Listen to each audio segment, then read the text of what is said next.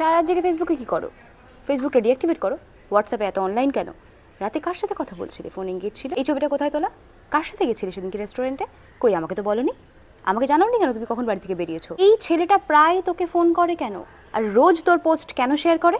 ওর profile পিকচারে তো আমি রোজ তোমাকে লাইক কমেন্ট করতে দেখি, লাভ রিয়াক্ট করতে দেখি, আর ও দেখি তোমাকে বেশ ঝাড়িটা মারছে অনলাইনে। কি ভাবো কি? আমি কি বুঝি না? মেয়েটাকে কি আমি চিনি না? খুব ভালোভাবে চিনি। 1 নম্বরের বাজারি মহিলা। আজকে একে ধরে কালকে ওকে ধরে। তুমি কেন ওর সাথে এত কথা বলছো অনলাইনে? কেন এত ভিড়ে থাকিস বাবু?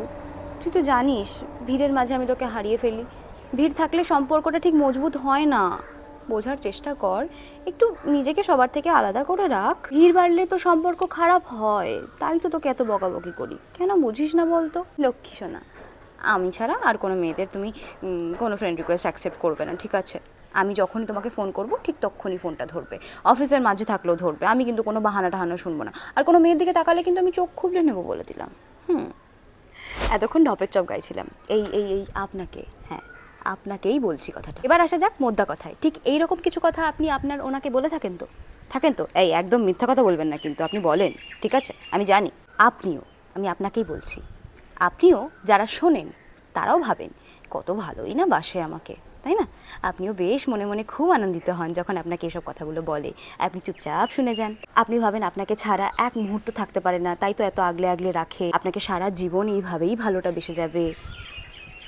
ভালোবাসা, আগলে রাখা আর বেঁধে রাখার মধ্যে তফাৎটা বোঝেন তো? বোঝেন না? বোঝাতে হবে নতুন করে?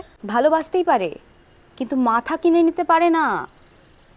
হ্যাঁ অবশ্যই ভালোবাসলে একটা অধিকারবোধ আসবে, তাই বলে যা খুশি তাই তোমার নিজস্বতা হারিয়ে ফেলবে তুমি?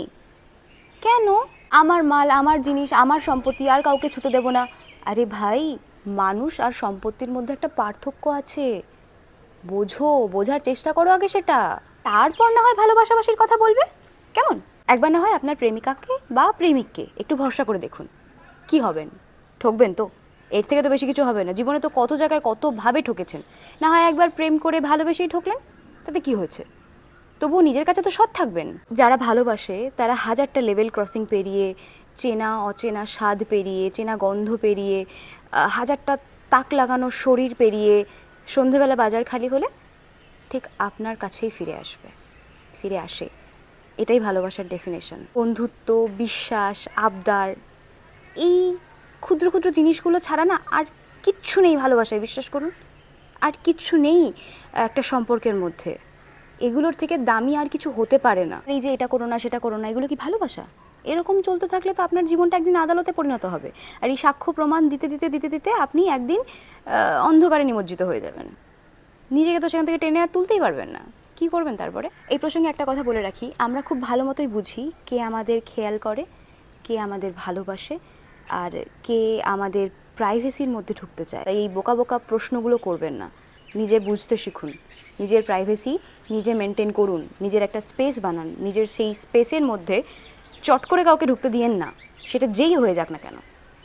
নিজের সঙ্গে নিজের যে সম্পর্কটা, সেটা ভালো করাটা সবার আগে জরুরি। শেষে একটা কথা বলি, কোনো একটা সম্পর্কের মধ্যে থাকতে থাকতে অন্য কাউকে ভালো লেগে গেলে ইমিডিয়েট সেই পুরনো সম্পর্কটা থেকে বেরিয়ে আসুন। আমি মানছি দায়িত্ববোধ, কর্তব্য অনেক কিছু থাকে, তবুও বলতে শিখুন যে আপনাকে যেতে হবে, যেতে দিন, বা আমাকে যেতে দাও। শুনুন, প্র্যাকটিক্যালি আমরা দুটো মানুষকে ভালোবাসতেই পারি, কিন্তু একই সাথে দুটো মানুষের সাথে ঘর করতে পারি না, পারি না। তেতো হলেও একটা সত্যি কথা, কাউকে ঠকাবেন না। স্ট্রেট কাট বলে বেরিয়ে আসুন। সত্যটা বলতে শিখুন। সোজা কথা সোজাভাবে প্রকাশ করতে শিখুন। সুস্থ থাকুন আর সুস্থ মানসিকতার পরিচয় দিন। ভালো থাকুন।